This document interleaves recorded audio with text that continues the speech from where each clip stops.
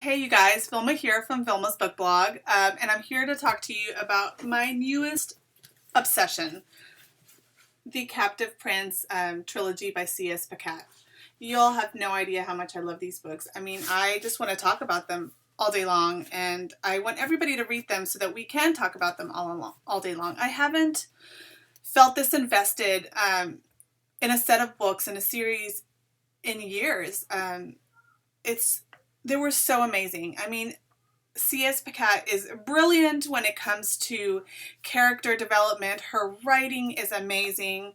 Um, the plotting, everything. I mean, I can really say this is, in my opinion, a perfect series. It's just so beautifully done. Um, and I finished King's Rising, the last book, yesterday, and I just wanted to start all over. So it starts with Captive Prince is the first book. The Princess Gambit is the second book, and King's Rising is the third book. And I wanted to go back and I wanted to read them again. I was so sad that they ended. And I can't wait for the short stories. She's going to do 3 short stories, and I can't wait to read those. If you need anybody to read them, C.S. Pacat, I volunteer.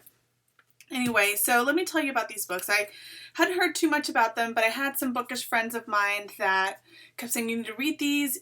They knew that I love fantasy and love romance. And finally, I just decided to go for it. And I had seen, online that there were a lot of my favorite authors, too, that were raving about them. Sarah Moss and Rainbow Rowell. And, one of my friends that had told me about them was Lo from Christina Loren, and she loves these books as much as I do. In fact, we can't stop talking about them. But anyway, so I decided to give it a try. I had never read an MM romance. I wasn't sure what it was going to be like, if that was going to be my thing. But let me tell you, forget about that. I mean, this is fantasy at its best. This is romance at its best, writing at its best. You just need to kind of let go of any of your concerns and read them because they're amazing. The story is about 2 princes, Laurent and Damon, of rival kingdoms. And Damon is betrayed by his brother in efforts for him to take the crown. And so he is sent as a pleasure slave to Laurent, who is his biggest enemy. And the beginning of the books is, it's so brutal. I mean, this is not a YA series. But Damon is really stripped of his identity, of everything, who he is. I mean, they don't know that it's him, that he's the prince, and he's humiliated. He's being held captive by his greatest enemy in a kingdom that he detests. And so from the beginning, Laurent and Damon it's so completely antagonistic. They hate each other, and also, they look very different. So Damon is kind of a large man. He's tall, dark skin, dark hair. And Laurent is, thin. He's called kind of the Golden Prince, blonde hair, light eyes. And they're very different in not only how they seem outwardly, but also how who they are, who they seem to be. So Damon is very much a physical guy. He is kind of the guy on the field of war. And Laurent is extremely intelligent. So very smart when it comes to basically games of manipulation, games of the head, understanding people, observation, and working around that. He can get himself out of any situation, really. And so the more that you start to get to know these guys, the more you realize that they are not so different. So they've had very different lives to a certain extent, but they have this kind of unending sense of loyalty to their people.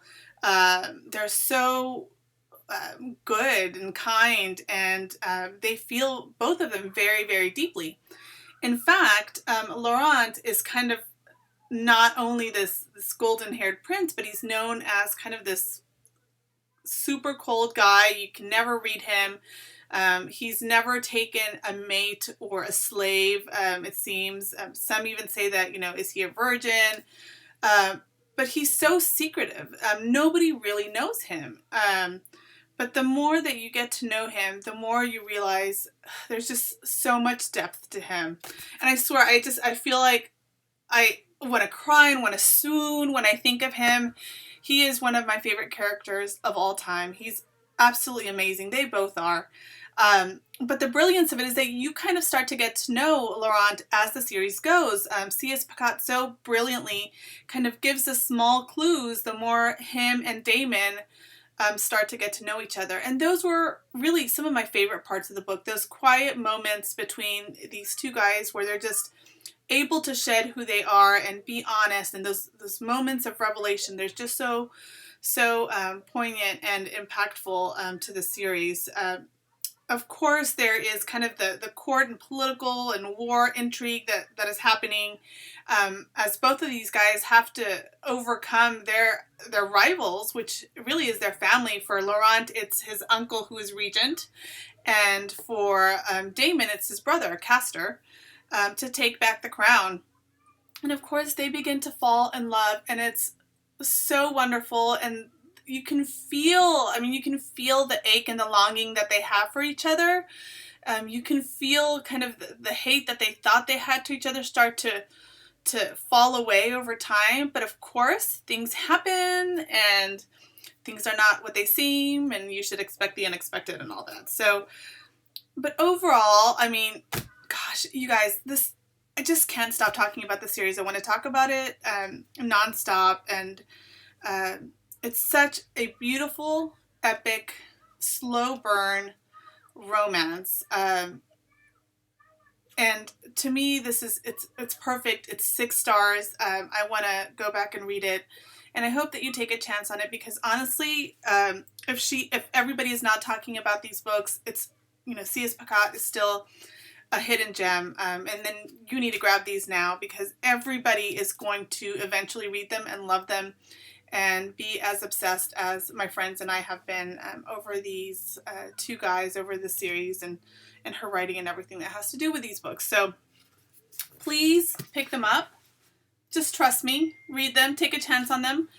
And let me know when you do and how much you love them. So that's it. Thank you so much.